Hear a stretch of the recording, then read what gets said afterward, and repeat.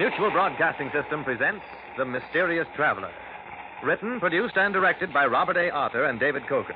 And featuring tonight two of radio's most distinguished personalities, Santos Ortega and Richard Coogan, in No Grave Can Hold Me.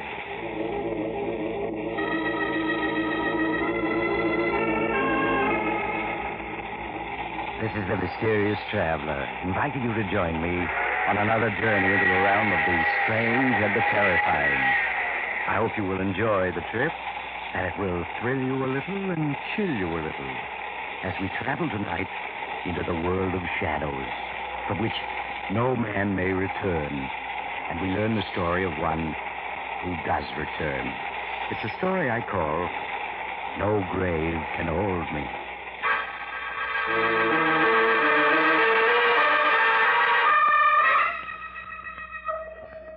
My story starts in a court of law, where a man is on trial for his life. The courtroom is tense, for the jury is out deciding the prisoner's fate. But the prisoner himself, a tall man with glossy black hair and piercing eyes, sits calmly with his lawyer, his daughter Nora, and his son-in-law Harry Wilson, waiting for the fateful verdict. Oh, dear, I wish we knew. Father, I think the jury is coming in now. They say it's a bad sign when the jury is out for such a short while. You need not worry, either of you. I shall be free. I certainly hope so, Randolph, but... Well, you know, you did admit you killed Clemens. Because he insulted me. He called me a mountebank, a charlatan, a trickster. He called the great Randolph a faker. So he died. There they come. Oh, Father, I'm frightened. They're taking new places in the jury box now. They look awfully grim. I repeat, have no fear for me. Foreman of the jury, has the jury reached a verdict? It has, Your Honor. What is the verdict? We find the defendant guilty as charged of murder in the first degree. Oh, no. Randolph, they found you guilty. The fools. They, too, think that I'm an impostor, a trickster. They shall learn different. If I die, so shall they. The prisoner will rise. Father, you to stand up. The prisoner will rise. Very well. I'll stand up, so that they will recognize my face again when they see it suddenly in the night, and know that death has come to claim them. Maximilian Randolph, you have been found guilty of the crime of murder in the first degree. It is the sentence of this court that you shall suffer the punishment of death on the night of June 6th at midnight. And may God have mercy on your soul.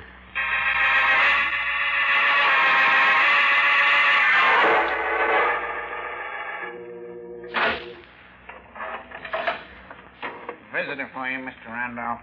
Thank you, Guard Miller. You can see him for only 5 minutes, Mr. Wilson. Yes, all right, Guard. Hello, Randolph. Good evening, Harry. I see that my guard Miller managed to get you in to see me. Yes, he did. Time is so short that... Well... I know. It is almost midnight. And at midnight, I die. But Guard Miller has become a good friend. I knew he'd arrange it. Nora and I saw the governor this afternoon. He refused to do a thing. It does not matter. What is death but a new garment for the soul to wear? Nora's waiting outside. You said you didn't want to see her tonight. That is as I wished. You were my assistant. We were very close, you and I. And now there is a last promise you must make to me. Anything, Randolph. When you receive my body, the empty husk of the great Randolph, bury it in a vault with a bronze door which faces east. A vault facing east? Yes, of course. The door must be locked with a padlock of bronze. But it must be possible to open it from the inside. But without Randolph. using a key. Randolph, you... The coffin must be locked shut as well. But I must be able to open it from the inside. Randolph, sure you're not serious. I never joke. All this and one thing more. Promise. All right, I promise. When I am buried, beneath my head must rest a notebook bearing the names and addresses of the 12 jurymen who found me guilty, of the prosecuting attorney, and of the judge. But why, Randolph? So that I may know where to seek my vengeance upon them. The vengeance I have sworn, which must be executed before my soul can sleep. Oh, Randolph, that's madness. You disbelieve. So do they.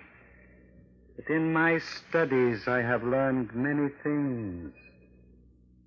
And one of them is how to reach back from behind the dark curtain of death. All right, time is up, sir. Thank you, Miller. Goodbye, Harry. Just tell me one more thing. Is the full moon shining tonight? Yes. It's a full moon tonight. Good. And each time hereafter that it shines, one of my enemies will join me in death.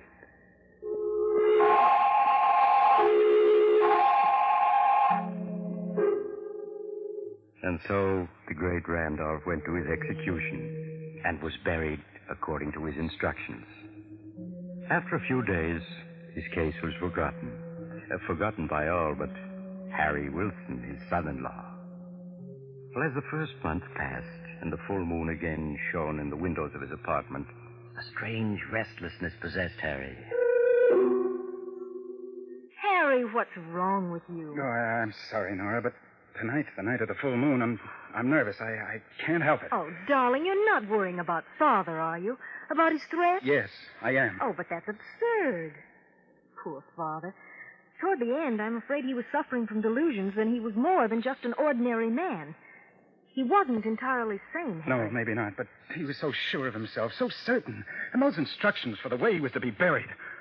Oh, of course, I'm just being foolish. Why don't you go out and walk for a while, Harry? It'll help calm you. All right, I will. You want to come along? It's a nice night. No, I think I'll stay here and read. All right, I'll be back in an hour or so, dear. And if nothing happens tonight, I'll know that Randolph is just putting on an act.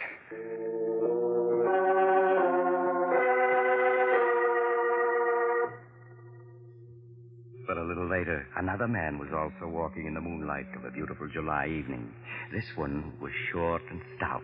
He was strolling homeward from a small poker party with his friends when, in the dark shadows cast by the trees along the edge of the park, a tall figure stepped directly into his path. Just a moment, Adam. Who are you? What do you want? Just to talk to you. I don't want to talk to you. Get out of my way. Not so fast, my friend. Look. A gun. Say, what is this, a hold-up? No, Adam. It is not a hold-up. Then why are you threatening me with that gun? Why have you got that scarf covering your face? Because my face has changed in the months since I was executed and buried. It's rather frightening now. What are you saying? Who are you, anyway? You're beginning to recognize my voice, aren't you? You know who I am. You just don't want to admit it to yourself. The great Randolph. Whom you, as foreman of the jury, caused to be executed. Oh, no, it's not possible. No one could come back from the dead. No ordinary man. But the great Randolph has come back. No, I don't believe it. This is a trick of some kind. And is this a trick, Adam? Is it? Is it? Let go of me. Is it?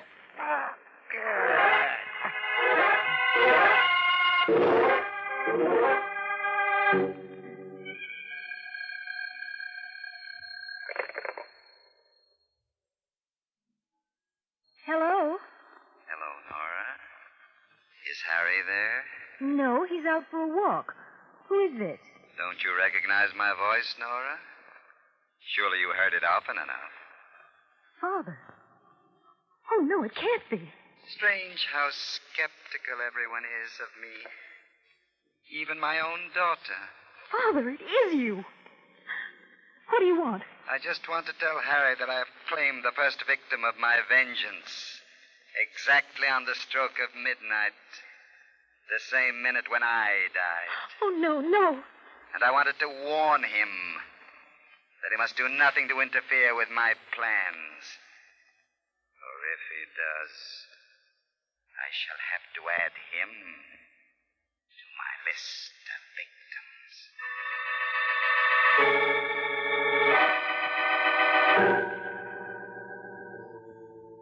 No, Nora, he telephoned here. You wanted to speak to me? Yes, Harry, just a little after 12. He said that he... Yes, I know. I heard the news. I was in a restaurant having coffee, and it came over the radio. Adams, the foreman of the jury, was found strangled in front of his home. Oh, but it's impossible. And yet it was his voice, Harry. Father's voice. Oh, we've got to do something. Nora, I've got to warn the others on that list. The other jurors, Baldwin, the district attorney, and Judge Dexter. Yes, but he said if you tried to interfere... I know, but that doesn't matter. In the morning, I'm going to District Attorney Baldwin. He'll believe me. He'll have to.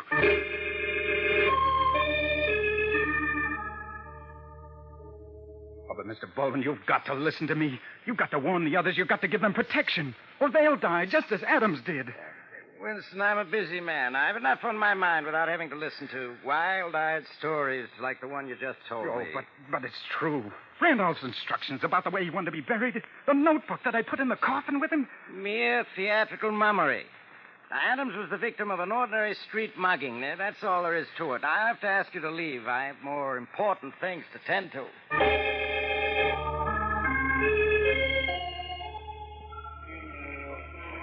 Mr. Lord, you're a sensible man. You edit the biggest newspaper in this city. If you'll only print what I've told you, the authorities will have to take some action. Wilson, my job is to print news for our readers, not ghost stories. If I ran your story, I'd be fired tomorrow. Then you don't believe me. Tell you what I will do. I'll make a story for the Sunday supplement out of it. Oh, that won't do any good. If it's in the Sunday supplement, people will just smile at it. When they see it there, they'll know it's just a story. And I'm afraid there's no use in talking any further, Wilson. All right, I'll go to other papers. One of them will have to believe me. I don't advise it. You run a shop, don't you, selling tricks and magic apparatus? Yes, that's right. Why? Just this. Newspapers don't believe in giving free publicity, and that's obviously what you're after. Goodbye, Mr. Wilson.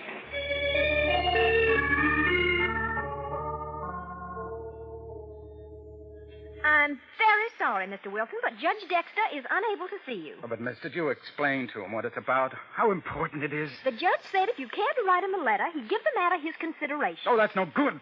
I got to talk to him. I'm sorry. He's leaving today for his vacation, and he won't be back for a month. Perhaps he'll be able to see you then, but he simply can't see you now.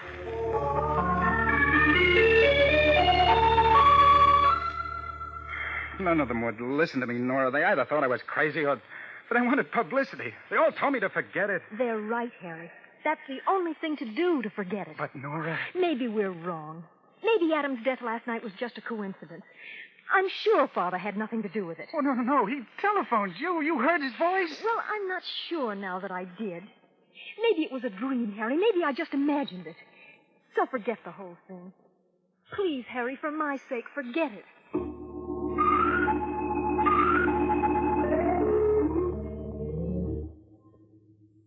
Oh, Harry, darling, it's no good just pacing up and down. Please sit down and try to relax. I can't, Nora. I can't. Tonight's the second full moon since Randolph was executed. He'll be leaving his grave tonight, and someone else will die. But, Harry... There ought to be a guard over the vault he's buried in. Oh, no, that wouldn't do any good if he came back to from the dead. He wouldn't be bothered by a guard. Please, Harry, you've done the best you can. And if it is true and you go on like this, well, you'll be in danger, too. I don't care. That list, Nora, the names on it were alphabetical. And Adams, the foreman, was the first to die. What are you driving at? The second name on the list is Baldwin, the district attorney. Baldwin. Wouldn't listen to me last time, but tonight he's got to. I'm going to his home now while there's still time.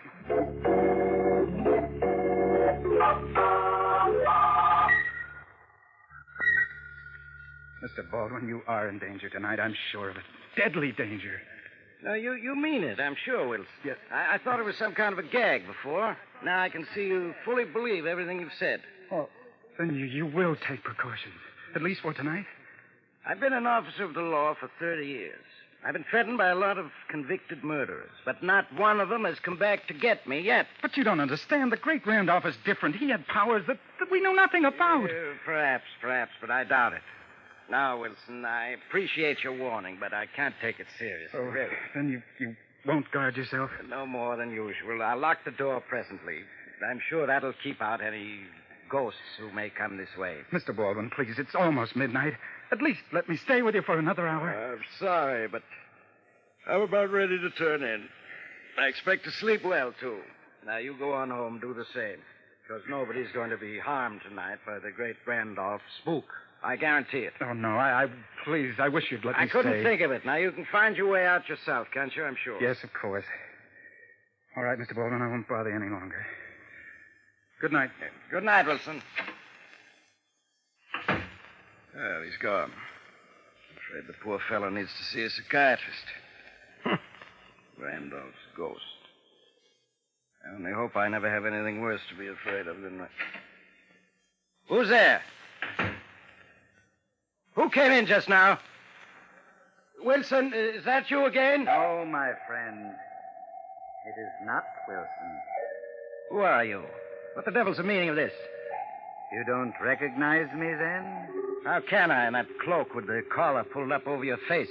That is to spare the world a sight that should remain forever hidden within the darkness of a coffin.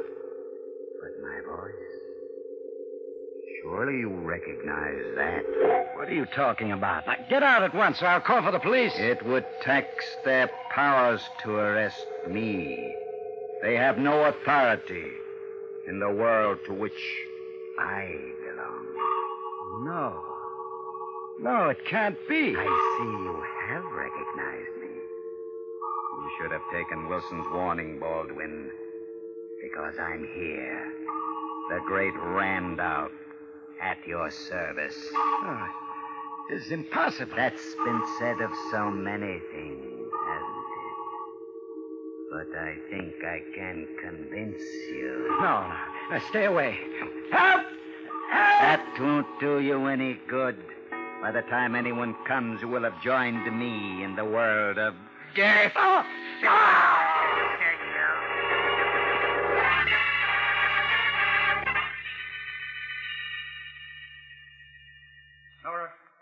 Nora! Where are you? Nora! Harry, I could hear you calling all the way down the hall. Nora, where have you been? I just went out to get the morning papers. Why? Why? It's happened again. District Attorney Baldwin has been killed. But how? Exactly the same way Mr. Adams was killed, strangled, just at midnight. Oh, no. And Nora, I think I know the truth now. What do you mean? I don't believe it was your father at all.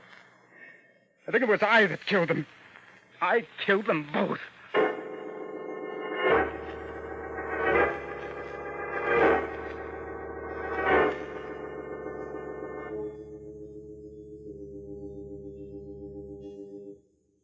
No, you've got to do it.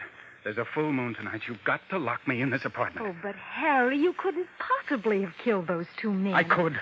I was near the scene at both times, and my mind, it wasn't clear. I don't remember doing it, but don't you see, if I'd been hypnotized, I wouldn't remember. But, darling, Father couldn't have hypnotized you into committing murder. It's a law of hypnosis. The subject won't do anything he knows is wrong. I know that, but I can't be sure. I believe that in those few minutes I was with him, somehow Randolph impressed on my mind orders to carry out his vengeance for him. Oh, darling, I'm sure he didn't. But if you insist, I'll lock you in. All right. Well, I want you to go now. It might not be safe for you to stay with me. All right, Harry, I'll go to a movie. Got to stay locked in until after midnight. Then even if I am hypnotized, I won't be able to do any harm. You do understand, Nora, don't you? Oh, of course, darling. I'm sure you're wrong, but I'll do anything you say. All right, now. Lock me in. And don't you come back until after midnight.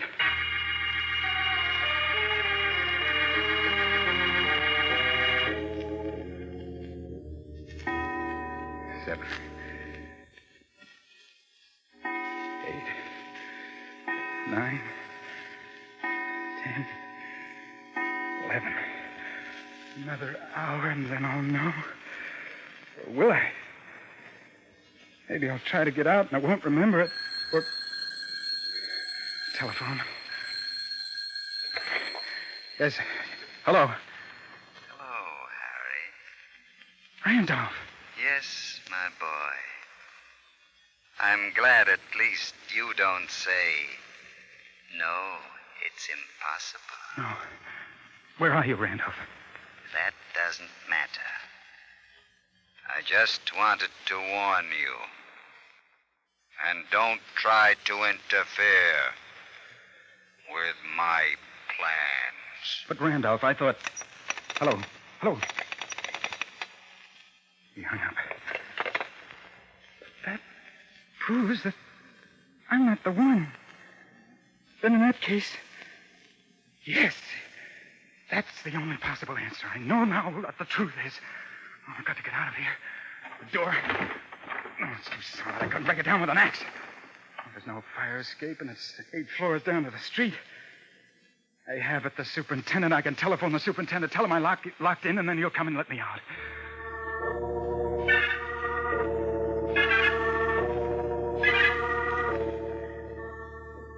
Judge Dexter.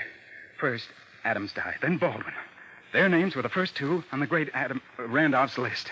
Your name is third. And so you think that tonight I'm scheduled to die, huh? Yes, I'm sure of it. And you say you warned Baldwin last month just before he was murdered? I did.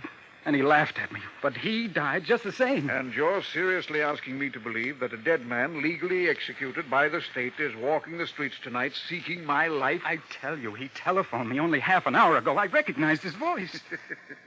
You know, of course, that your story sounds like the ravings of an insane mind. I know it. That's why I've kept quiet this last month. I did try to convince the police, the district attorney, and all I got was laughed at. And then... Yes, and yet, obviously, you're in earnest. I don't think you're crazy. I'm not. For a little while, I thought that I was the killer. You? How? I thought that I was under post-hypnotic control, that Randolph had planted in my mind the impulse to kill his enemies. But that phone call proved that I was wrong. And what do you propose that we do? If we went to his tomb, perhaps then we'd learn the truth. Why, Wilson, what do you want to open Randolph's tomb for? Don't you see? If we go there and we find Randolph is still in his coffin, then I'll know that the real murderer is my wife, Nora.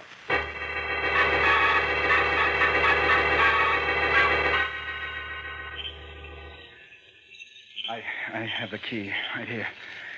I'll have the padlock off in a minute. Well, then hurry. The moon is bright. I'd hate to have anyone see us. Yes, sir. A very strange story, a man in my position prowling around a cemetery at midnight. Oh, but we had to come, Judge. We had to make sure. Well... There. Unlocked it. We can open the vault door now. I'm rather sorry I paid any attention to you, Wilson. But we're here now, so let's get this thing over with. Now, I'm going in first. But don't forget, I'm armed. Oh, don't worry about me. There, I've shut the door. Be safe to turn on the flashlight now. There. See? There's the coffin. That's odd. Huh? What is it, Judge? Well, the air in here is fresh. This vault has been opened, and very recently. Then it must have been opened by Randolph. Oh, nonsense. Open this coffin and I'll prove it. Here. How does it work? This catch on the side can be operated either from the inside or out. There we go. It's unlocked. Well, then lift the lid, man. Lift it. What? All right, I'll do it. No. There. There you are. Now, see? There's your precious Randolph, safe and sound, just as I expected. Quite dead. As he's supposed to be. He's still in his coffin. Yes, and that proves that... Wilson, shine your flashlight down on the floor. I just touched a body lying here near the wall. Body? Oh, it's Nora. She's dead. I don't think so. Here, give me that light. Judge. What happened? Why did you turn out the flashlight? Something knocked it out of my hands. I can't find it. Because I have it, Harry. That's why you can't find it. Randolph. Wilson, what are you saying? It's Randolph. He's not dead. Oh, but I am, Harry. But don't let that disturb you. I want to thank you for bringing the judge here to me tonight. Wilson, where are you? You're trying to play a trick on me? No, I swear. He's quite innocent, Judge Dexter. And as for Nora, she merely came to make sure I was where I'm supposed to be. Just as you did. When I spoke to her, she fainted. Wilson, get the door open. We've got to have some light in here. It's no use, Dexter. I can see in the dark like a cat, and you can't. No. I have you now. No, Judge. Let go. You're going to die, Dexter. Executed as you ordered me. executed. Randolph, let me go. I warn you, Randolph. I've got a gun. I'm going to shoot. You're too late. You're... Are you all right? Yes. Yes, I am. Now see if you can find the flashlight. Right. I think I've taken care of Mr. Randolph. If it was Randolph. I think I have it. Yes, here it is. Judge, Randolph's body, it's still in the coffin. I rather thought it would be. Harry? Harry, is that you? Oh, no. You're not hurt? No, just my head. I came here to see if Father... We understand, Mrs. Wilson. And then someone hit you. Yes, from behind. There was someone here in the vault. I just got a glimpse of him, and then he hit me. But who was it? That's what we're just about to find out. Now, let me have the flashlight, Wilson. Yes, of course. I think he fell over here. Now, yes, here he is. But who is he? He was impersonating Father, but who is he? I hear he's lying on his face. We'd better turn him over. Carefully now. He's still breathing. And that's it. Oh, it's Miller, the guard from the penitentiary, the one Randolph said he made a friend of. Yes, the one who was guarding him just before he was executed. So that's it. It was Miller. Miller, can you hear me? What happened? I'm afraid he's dying. Before Father was executed, he must have hypnotized this man and ordered him to carry out his fantastic scheme of vengeance. Oh, it was a trick, but a very cunning trick. By means of hypnosis, Randolph used this man as a tool, even though Randolph himself was dead. He must have recognized that Miller was unusually susceptible. I think we'll find that Miller was a psychotic to begin with. Otherwise, Randolph's hypnosis would never have worked. For no normal person can be influenced the way Miller was under any circumstances. Isn't there anything we can do for him? No. No, he's gone. And with him, the great Randolph has died, too. For good.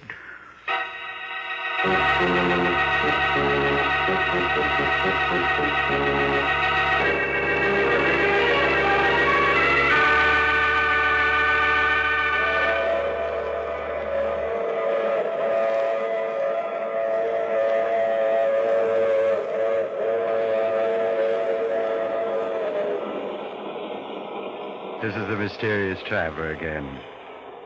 So the great Randolph is dead for good, is he? I wonder. After all, Miller wasn't the only guard Randolph had a chance to talk to. Oh, but he couldn't have hypnotized any of the others. I wouldn't give it another thought if I were you. Unless, of course, you were on the jury that convicted Randolph. In that case... Oh, you have to get off here. I'm sorry. I'm sure we'll meet again. I take this same train every week at this same time.